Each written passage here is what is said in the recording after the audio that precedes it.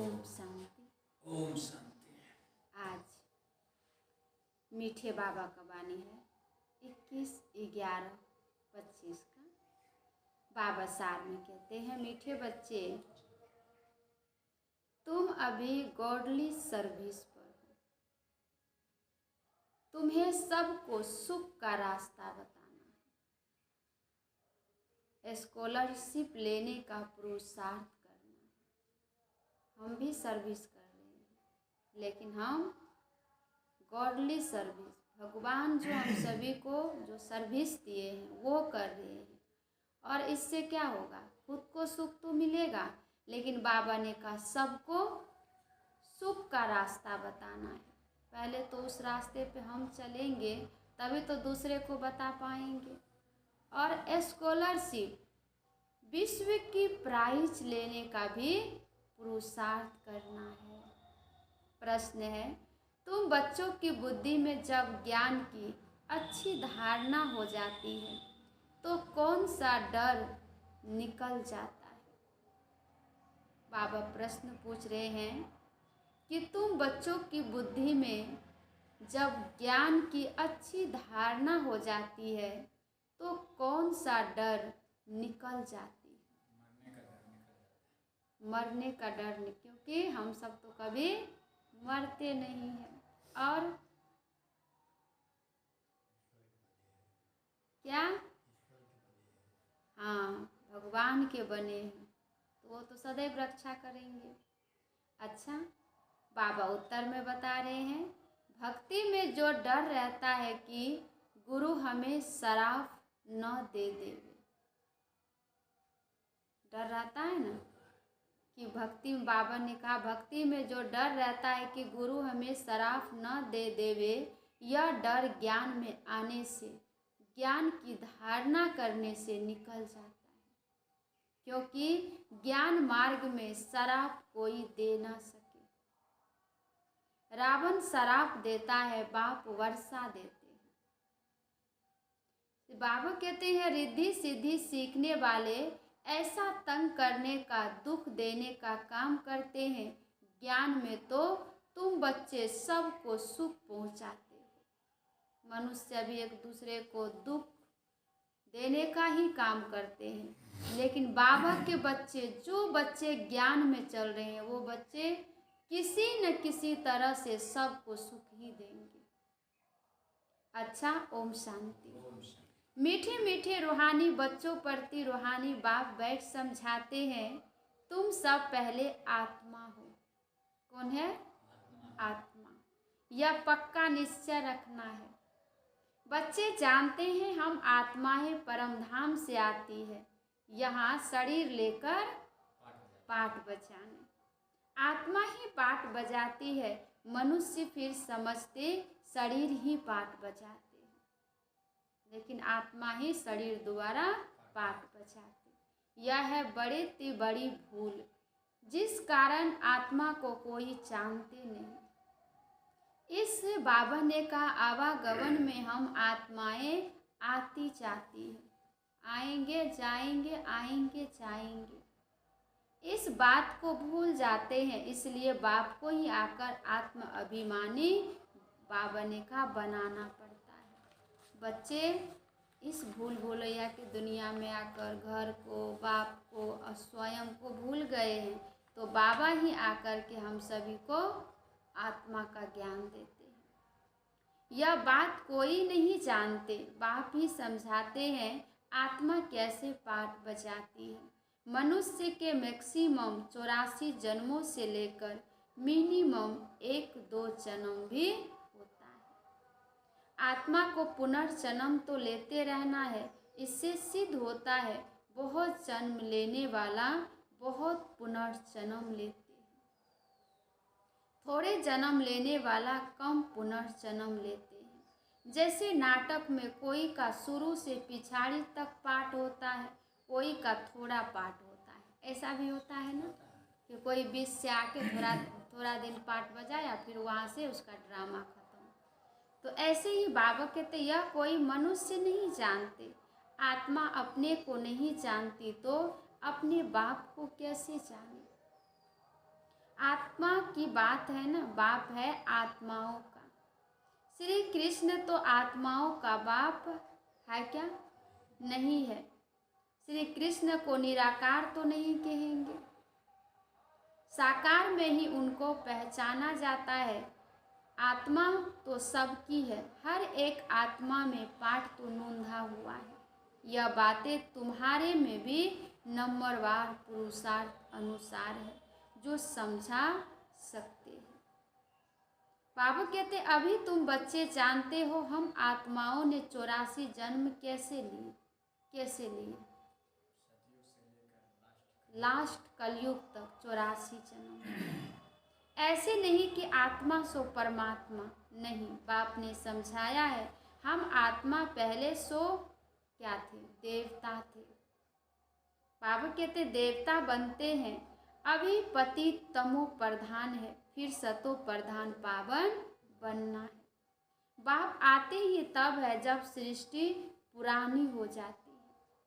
बाप आकर पुरानी को नया बनाते हैं, नई सृष्टि स्थापन करते हैं। नई दुनिया में है ही आदि सनातन देवी देवता धर्म।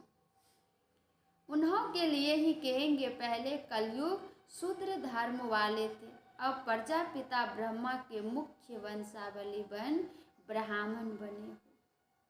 ब्राह्मण कुल में आते हो। ब्राह्मण कुल की डिनाइस्टी नहीं होती, ब्राह्मण कुल कोई रजाई नहीं करते हैं। इस समय भारत में न ब्राह्मण कुल रजाई करते, न शूद्र कुल रजाई करते हैं, दोनों को रजाई नहीं है। फिर भी उनका प्रजा पर प्रजा का राज्य तो चलता है। तुम ब्राह्मणों का कोई राज्य नहीं है।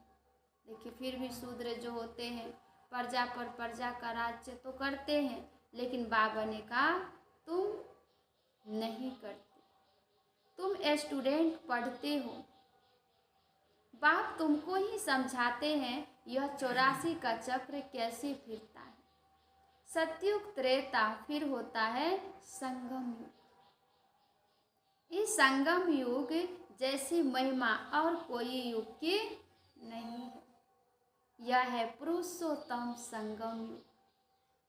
सतयुग से त्रेता में आते हैं, 2 कला कम होती है तो उनकी महिमा क्या करेंगे? गिरने की महिमा। सतयुग से जैसे त्रेता युग में आए, गिरने की महिमा शुरू हो गई। बाबा कहते गिरने की महिमा थोड़ी ही होती है। कलयुग को कहा जाता है पुरानी दुनिया। अब नई दुनिया स्थापन होनी है, जहाँ देवी देवताओं का राज्य होता है। वह पुरुषोत्तम थे, फिर कला कम होते होते बाबा ने कहा कनिष्ठ, नीच, शूद्र बुद्धि बन जाते हैं। उनको पत्थर बुद्धि भी कहा जाता है। ऐसे पत्थर बुद्धि बन जाते हैं जो बाबा ने कहा जिनकी पूजा करते हैं, उनकी जीवन कहानी को भी नहीं जानते। बच्चे बाप का जीवन न जाने तो वर्षा कैसे मिले? बच्चे बाप को नहीं जानेंगे तो उनके वर्षा कैसे मिलेंगे? उनको कहाँ क्या है, कहाँ क्या है। अभी तुम बच्चे बाप के जीवन को जानते हो, उनसे तुमको वर्षा मिल रहा है, वो भी विश्व का।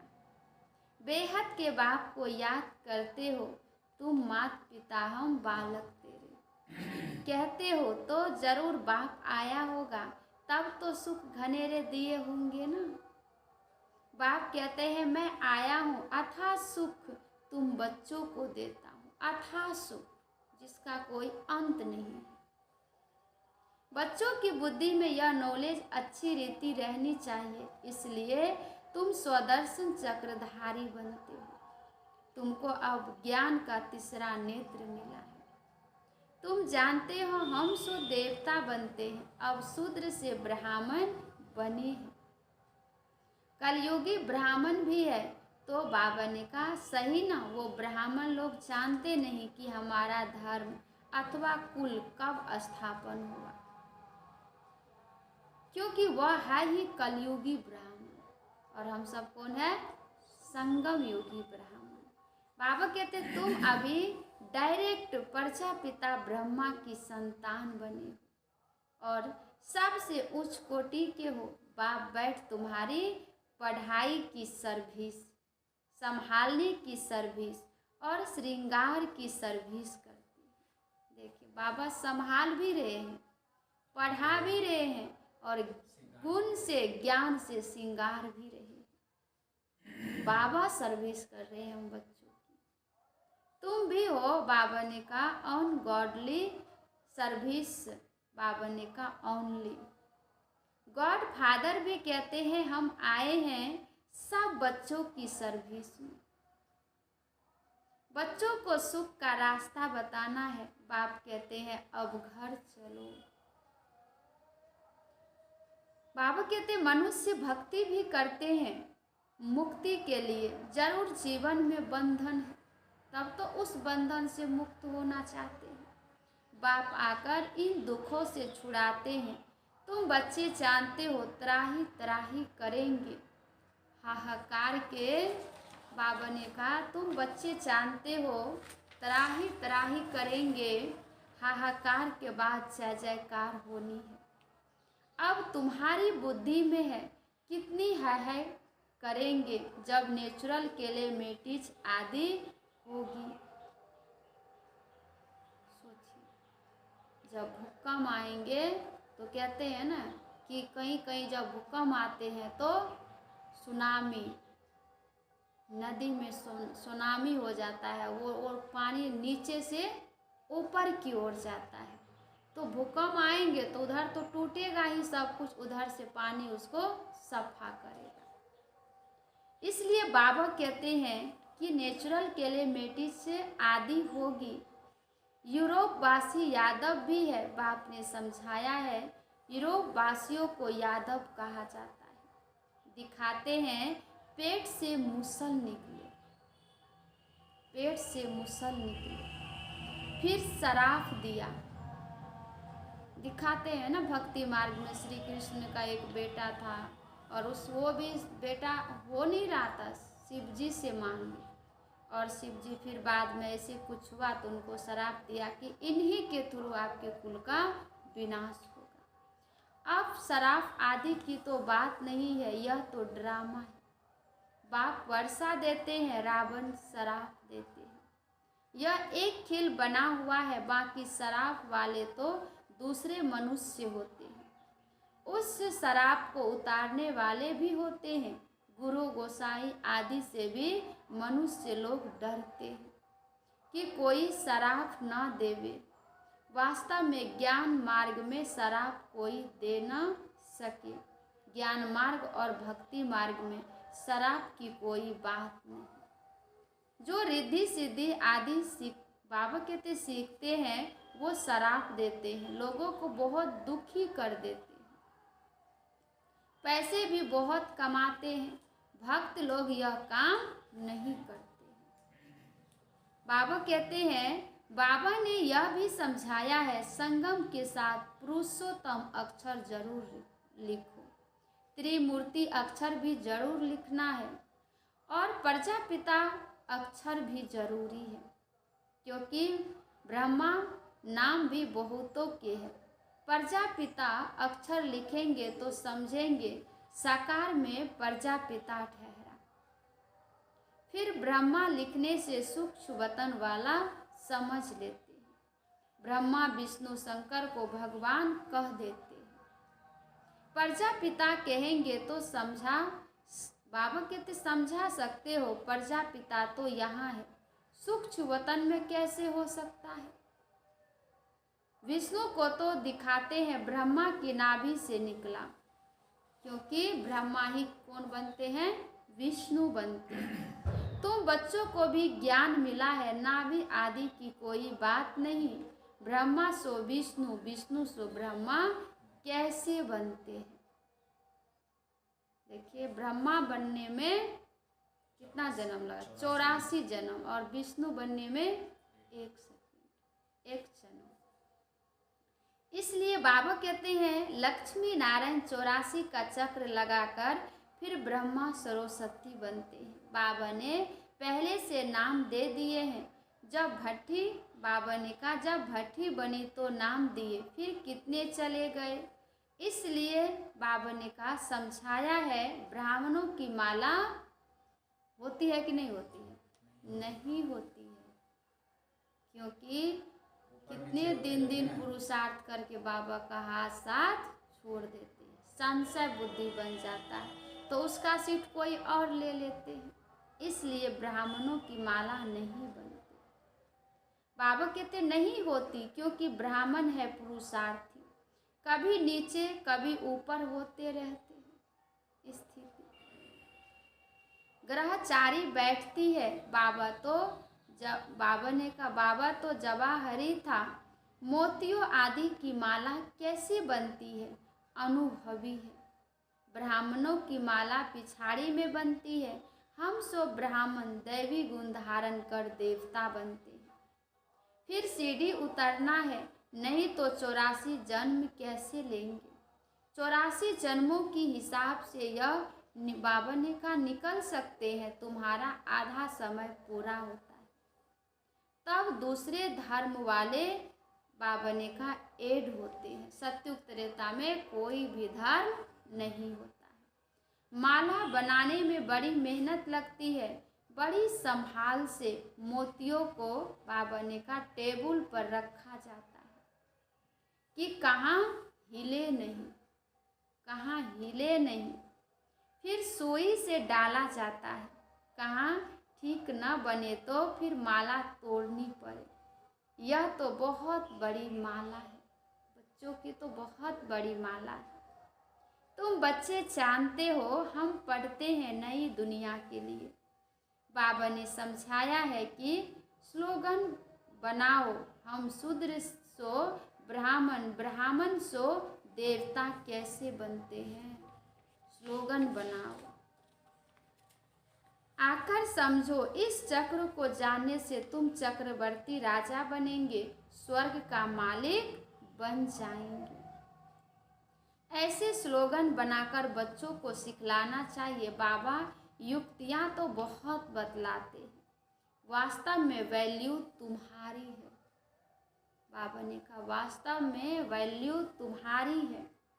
तुमको बाबा ने कहा तुमको हीरो हीरोइन का पाठ मिलता है, हीरे जैसा तुम बनते हो, फिर 84 का चक्र लगाए कौड़ी मिसल बनते हो। बाबा ने कहा अब जबकि हीरे जैसा जन्म मिलता है तो कौड़ियों पिछाड़ी क्यों पड़ते हो? हीरे जैसा जन्म मिलता है तो कौड़ियों पिछाड़ी क्यों पड़ते हो? ऐसे भी नहीं कोई घर बार छोड़ना है। बाबा तो कहते हैं गृहस्थ व्यवहार में रहते कमल फूल समान पवित्र रहो और सृष्टि चक्र की नॉलेज को जानकर दैवी गुण भी धारण करो, तो तुम हीरे जैसा बन जाएंगे। बाबा ने कहा जो ड्रामा के राज्य को जानते हैं वो बच्चे कभी भी नाराज नहीं हो सकते। इसलिए बाबा कहते हैं तुम हीरे जैसा बन जाएंगे। बरोबर भारत 5000 वर्ष पहले हीरे जैसा था। यह है एम ऑब्जेक्ट। इस चित्र को लक्ष्मी नारायण के बहुत महत्व देना है। तुम बच्चों को बहुत सर्विस करनी है। प्रदर्शनी म्यूजियम में प्रदर्शनी भी लगानी है, म्यूजियम में भी रह के सर्विस करनी है। विभंग मार्ग की सर्विस बिगड़ तुम प्रजा कैसे बनाएंगे? जब मेरा पुरुषार्थ तीव्र गति से नहीं होगा तो प्रजा कैसे बनाएंगे? बाबा कहते भल इस ज्ञान को सुनते भी है, परंतु उच्च पद कोई बिरले पाते। उनके लिए ही कहा जाता है कोटों में कोई, कोई में भी कोई। स्कॉलरशिप भी कोई लेते है ना। अब सब तो विश्व का प्राइज भी नहीं लेंगे, फर्स्ट प्राइज तो नहीं लेंगे। बाबा ने कहा 40-50 बच्चे स्कूल में होते हैं, उनसे कोई एक स्कॉलरशिप होता है, एक ही को मिलता है। कोई थोड़ा बाबा ने कहा प्लस में आ जाता है तो उनको भी दे देते हैं। कोई फर्स्ट सेकंड में भी आ जाता है तो उनको भी दे देते हैं। यहाँ भी ऐसे है। बाबा ने कहा प्लस में बहुत है, 8 दाने हैं सो भी नंबरवार है ना। वह पहले पहले राजगद्दी पर बैठेंगे, फिर कला कम होती जाएगी। लक्ष्मी नारायण का चित्र है नंबर 1। उनकी भी डिनाइस्टी चलती है, परंतु चित्र लक्ष्मी नारायण का ही दिया हुआ है। यहाँ तुम जानते हो चित्र तो बाबा ने कहा बदलते जाते हैं। चित्र देने से क्या फायदा? बाबा कहते चित्र देने से क्या फायदा? नाम रूप देश काल सब बदल जाता है। मीठे मीठे रूहानी बच्चों को रूहानी बाप बैठ समझाते हैं। कल्प पहले भी बाप ने समझाया था, ऐसे नहीं। श्री कृष्ण ने गोप गोपियों को सुनाया। श्री कृष्ण के गोप गोपियां होते नहीं, न उनको ज्ञान सिखाया जाता है। वह तो है सतयुग का प्रिंस, वहाँ तो सब गुणवान होंगे। वहाँ कैसे राजयोग सिखलाएंगे? बाबा ने कहा वह पतितों को पावन बनाएंगे। अब तुम अपने बाप को याद करो। बाप फिर टीचर भी है। टीचर को स्टूडेंट कभी भूल ना सके, बाप को बच्चे भूल ना सके, गुरु को भी भूल ना सके। बाप तो जन्म से ही होता है, बाप तो जन्म से ही होता है। टीचर 5000 वर्ष, बाबा कहते टीचर 5 वर्ष बाद मिलता है, लेकिन तब तक में तो माँ बाप को बच्चे जान जाते हैं। फिर गुरु वानप्रस्थ में मिलता है। जन्म से ही गुरु करने का कोई फायदा नहीं है। गुरु की गोद लेकर भी दूसरे दिन मर जाते। फिर गुरु क्या करते हैं? गाते भी है, सतगुरु बिगर गति नहीं। सतगुरु को छोड़ वह फिर गुरु कह देते। गुरु तो ढेर है। बाबा कहते हैं बच्चे तुम्हें कोई देधारी गुरु आदि की दरकार अब नहीं है। सभी गुरुओं का एक गुरु है शिव बाबा। तुम्हें किसी से कुछ भी मांगना नहीं है। कहा भी जाता है मांगने से मरना भला। सबको चिंता रहती है हम कैसे अपने पैसे ट्रांसफर करें, कैसे अपने पैसे ट्रांसफर करें दूसरे जन्म के लिए। वह ईश्वर अर्थ दान पुण्य करते हैं तो उसका रिटर्न इस ही पुरानी सृष्टि में आधा कल्प के लिए मिलता है। यहाँ तुम्हारा ट्रांसफर होता है नई दुनिया में और 21 जन्मों के लिए। सोचिए हम जो बाबा को डायरेक्ट करते हैं 21 जन्मों के लिए मिलता है। तन मन धन प्रभु के आगे अर्पण करना है। सो तो बाबा ने कहा जब आए तब अर्पण करेंगे ना। प्रभु को कोई जानते ही नहीं तो गुरु को पकड़ लेते हैं। आप देखिए भगवान को नहीं जानते हैं तो कोई ऐसे जो उपदेश दे रहे हैं, कुछ ऐसे संदेश दे रहे हैं, उसको पकड़ लेते हैं। बाबा कहते धन आदि गुरु के आगे अर्पण कर देते हैं। बारिश नहीं होता है तो सब गुरु को देते हैं। आजकल कायदे अनुसार बाबा ने कहा ईश्वर अर्थ भी कोई देते नहीं। बाप समझाते हैं मैं गरीब निवाज हूँ, इसलिए मैं आता ही भारत में हूँ। तुमको आकर विश्व का मालिक बनाता हूँ। डायरेक्ट और इनडायरेक्ट में कितना फर्क है ना? कितना फर्क है। वह जानते कुछ भी नहीं, सिर्फ कह देते हम ईश्वर अर्पण करते हैं। है सब बेसमझी। तुम बच्चों को अब समझ मिलती है तो तुम बेसमझ से समझदार बने हो। बुद्धि में ज्ञान है, बाप तो कमाल करते हैं। जरूर बेहद के बाप से बेहद का वर्षा ही मिलना चाहिए। बाप से तुम वर्षा लेते हो, फिर दादा दोबारा दादा भी उनसे वर्षा ले रहे हैं। वर्षा देने वाला एक ही है, उनको ही याद करना है। बाप कहते हैं, बच्चे मैं इनके बहुत जन्मों के अंत में आता हूँ, इनमें प्रवेश कर, बाबा ने कहा, इनको भी पावन बनाता हूँ, जो फिर यह फरिश्ता बन जाते हैं। बेच पर तुम बहुत सर्विस कर सकते हो, तुम्हारा यह सब है अर्थ सहित बेच।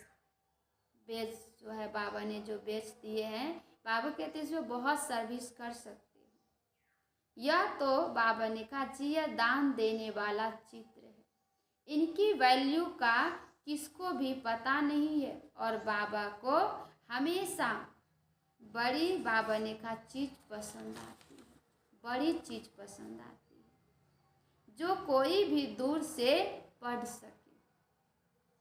अच्छा मीठे मीठे सिकी लदे बच्चों प्रति माता पिता बाप दादा का याद प्यार और गुड मॉर्निंग। रूहानी बाप की रूहानी बच्चों को नमस्ते। हम रूहानी बच्चों की रूहानी बाप दादा को याद प्यार और गुड मॉर्निंग। नमस्ते बाबा, नमस्ते मेरा बाबा, प्यारा बाबा, मीठा बाबा, शुक्रिया बाबा, शुक्रिया। धारणा के लिए मुख्य सार 1 नंबर, बाप से बेहद का वर्षा लेने के लिए डायरेक्ट अपना तन मन धन ईश्वर के आगे अर्पण करने में समझदार बनना है। अपना सब कुछ 21 जन्मों के लिए ट्रांसफर कर लेना है। दूसरा, जैसे बाप पढ़ाने की, संभालने की और सिंगारने की सर्विस करते हैं, ऐसे बाप समान सर्विस करनी है। जीवन बंध से निकाल सबको जीवन मुक्ति में ले जाना है। आज मीठे बाबा वरदान दे रहे हैं हम सभी बच्चों को, ज्ञान कलश धारण कर प्यासों की प्यास बुझाने वाले अमृत कलश धारी भव। ज्ञान कलश धारण कर प्यासों की प्यास बुझाने वाले अमृत कलश धारी भव। अभी मेजॉरिटी आत्माएं प्रकृति के अल्पकाल के साधनों से आत्मिक शांति प्राप्त करने के लिए बने हुए, बाबा ने कहा, अल्पज्ञ स्थानों से परमात्मा मिलन मनाने के ठेकेदारों से थक गए। देखिए आत्माएं जो है आत्मिक शांति को प्राप्त करने के लिए, बाबा ने कहा, अल्पज्ञ स्थानों से कहीं न कहीं यहाँ वहाँ बहुत ऐसे स्थानों से परमात्मा मिलन मनाने के ठेकेदारों से थक गए, निराश हो गए हैं। समझते हैं सत्य कुछ और है, प्राप्ति के प्यासे। जो भी गुरु ज्ञान दे रहे हैं उससे भी कोई संतुष्ट नहीं, थक गए हैं। ऐसी प्यासी आत्माओं को आत्मिक परिचय, क्योंकि उसको भगवान का परिचय नहीं मिल रहा है, स्वयं का परिचय नहीं मिल रहा है। ऐसी प्यासी आत्माओं को आत्मिक परिचय, पहले तो स्वयं का परिचय, परमात्मा परिचय की यथार्थ बूंद भी, बाबा ने कहा, यथार्थ बूंद भी तृप्त आत्मा बना देगी। इसलिए ज्ञान कलश धारण कर प्यासों की प्यास बुझाओ, प्यासों की प्यास बुझाओ। बाबा ने कहा, अगर हम एक पल अगर परमात्मा को याद करेंगे तो उसका भी हमें फल जरूर मिलेगा। अगर किसी को हमने सही दिशा दिखाए तो उसका भी फल हमें जरूर मिलेगा। मनुष्य पूरे जीवन में कभी भी ऐसा अपना भगवान को याद करना, न भक्ति भावना करना, कुछ नहीं, न दान पुण्य करना, उसके जीवन में कुछ नहीं था। लेकिन अचानक एक दिन वो सड़क पर बैठे थे और उसी रास्ते से एक महात्मा गुजरा और एक आदमी उसके पीछे पीछे जा रहा था और उसके नज़रों से वो कहीं छिप गए और उनसे वो पूछा कि आप देखे कि महात्मा इस होके गए हैं। उसने कहा हाँ। तो कहा किधर गए हैं? तो कहा इधर गए हैं। एक इशारा जो किया तो एक दिन उस आत्मा के जीवन में बहुत कष्ट आया, लेकिन अचानक उसने उसका उंगली जो है मतलब बहुत भूखे थे और प्यासे थे, न भूख मिट रहा था न प्यास बुझ रहा था। अचानक उसका उंगली उस मुख में गया और वो तृप्त हो गए। सोचने वाले क्या क्या समझे इसमें? मतलब एक बार इशारा किया तो एक बार के लिए तृप्त। हाँ, एक दिन के लिए वो या उसका भूख प्यास सब कुछ मिट गया। तो इसलिए बाबा कहते हैं कि इसलिए ज्ञान कलश धारण कर प्यासों की प्यास बुझाओ, अमृत कलश सदा साथ रहे, अमर बनो और अमर बनाओ, अमर बनो और अमर बनाओ। और हम तो बाबा की ज्ञान डेली के डेली श्रवण कर रहे हैं, ले भी रहे हैं और दे भी रहे हैं। तो सोचिए बाबा हम बच्चों को कितना सुखी और संपन्न बना रहे हैं। स्लोगन है बाबा ने कहा, एडजस्ट होने की कला को लक्ष्य बना लो तो सहज संपूर्ण बन जाएंगे। आप कभी कभी ऐसे होता है परिवार में भी कहीं भी हम एडजस्ट ही नहीं हो पाते हैं। अब न संस्कार मिलता है, न मन मिलता है, न कुछ भी नहीं मिलता है। अब हम उसके साथ कैसे रहेंगे? बहुत सारे बातें आ जाते हैं कहीं भी। तो इसलिए बाबा ने कहा एडजस्ट होने की कला को लक्ष्य बना लो तो सहज संपूर्ण बन जाएंगे। हर कोई का अपना अपना स्वभाव संस्कार है, लेकिन हमें परमात्मा की जैसा अपना संस्कार बनाना है। भगवान जो दे रहे हैं जो कर रहे हैं उसको अपने जीवन में धारण करना है। अगर बार बार हम उनके लिए सोचेंगे वो ऐसे हैं, वो सुनते नहीं है, वो करते नहीं, तो और मेरा हिसाब किताब चुक तो नहीं हो रहा है बल्कि बन ही रहा है। उसके लिए बुराई ना सोचते हैं, सोचने पर ही डिपेंड। इसलिए बाबा कहते हैं हमें सबके लिए अच्छा सोचना है, शुभ भावना शुभकामना देना है। और बाबा ने कहा तभी जाके हम सहज संपूर्ण बन। ये जो है 63 जन्म का सोच जो है सो जल्दी चेंज नहीं हो, किसी का भी जल्दी नहीं होता है भाई जी। कितना चाहते हुए कि भाई नहीं सोचेंगे, हाँ नहीं लेकिन सोचा ही जाता है। लेकिन उसी समय में बाबा ने कहा कंट्रोल करना चाहिए। कंट्रोल तो आएगा लेकिन हाँ कंट्रोल करना चाहिए। अभिव्यक्ति सारे हैं। अशरीरी व विदेही स्थिति का अभ्यास बढ़ाओ।